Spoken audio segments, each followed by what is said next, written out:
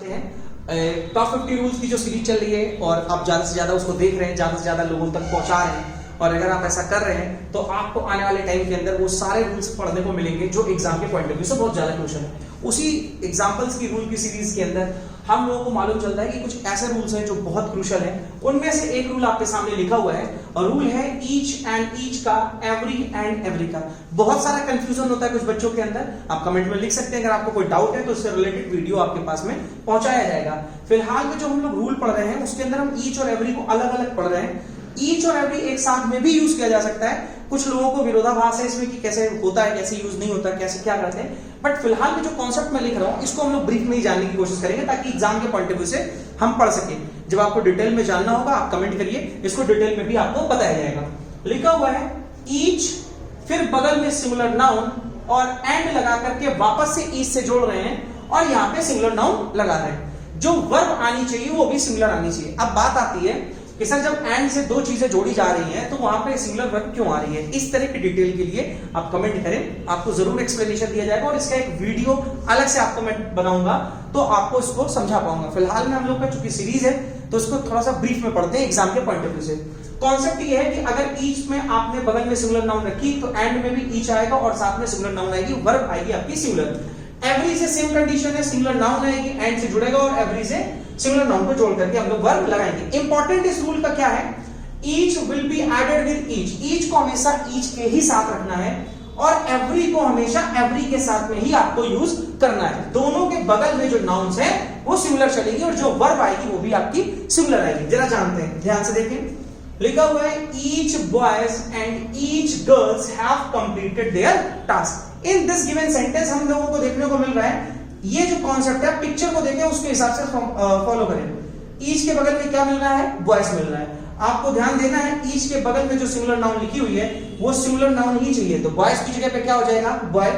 And each के बाद में फिर से देख रहे हैं क्या आना चाहिए था हमारे पास में, सिंगुलर नाउन। सिंगुलर नाउन करने के लिए क्या करना पड़ेगा, इसको वापस से गर्ल। और अगर आपने गर्ल किया तो यहाँ पे ध्यान रखना है आपको जो वर्ब लगानी है वो हमेशा कौन सी लगानी है, सिंगुलर वर्ब लगानी है। तो सिंगुलर वर्ब हैव की क्या हो जाती है, हैज। इंपॉर्टेंट चीज क्या है, अब बात आती है पॉजेसिव केस की।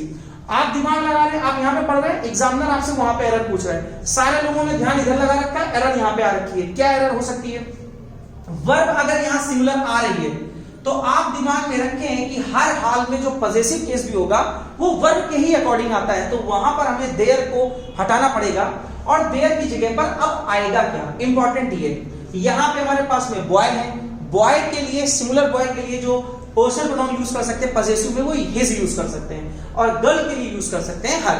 अब कुछ किताबों में आपको मिल जाएगा कि यहाँ पर बॉयज के हिसाब से लगा देंगे, बॉय के हिसाब से लगा देना चाहिए। इसका कॉन्सेप्ट आप याद रखें, जो वर्ब के पास में सब्जेक्ट लिखा हुआ है आप पॉजेसिव उसी का उठा करके रख दें, दोनों के लिए वही वैलिड हो जाएगा। अगर हम लोग देखें वैलिड होने का मतलब ये नहीं कि लड़कियों के लिए और लड़कों के लिए सेम पॉजेसिव है, सेंस ये है कि जो पास में लिखा है उसी का एक्सेप्ट होता है। अगर आपको ऐसा सेंटेंस मिल भी जाता है कि उसमें हेज लगा हुआ तो वो भी आपको वाक्य सही मिलेगा। यहां पर आप क्या कर सकते हैं, हर कर सकते हैं, हर टास्क हो जाएगा। अब सेंटेंस क्या बनेगा, each boy and each girl has completed her task. अगले वाक्य पे आए, लिखा हुआ है each man and every women. अब यही तो दिक्कत हो गई। आप पहली बात तो मेन की स्पेलिंग पे ध्यान दें। मेन की स्पेलिंग जो MAN लिखी हुई है, MEN वो प्लूरल होता है, MAN होता है वो हमारा सिंगुलर होता है। हमें सिंगुलर चाहिए था, प्लूरल नहीं चाहिए। और यहाँ पे विमेन की जगह पर भी हमें वुमन करना पड़ेगा, AN लगाना पड़ेगा।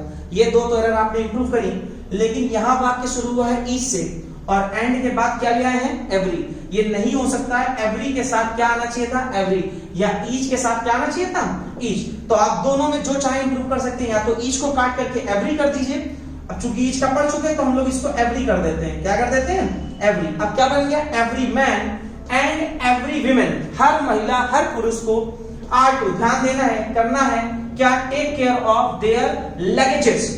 अब इंपॉर्टेंट क्या है, take care of their luggages लिखा हुआ है, यहां देयर हट जाएगा, देयर की जगह पर क्या आ जाएगा, हर आ जाएगा, क्योंकि विमेन पास में लगी हुई हैं तो उनके अकॉर्डिंग पॉजेसिव क्या है, हर।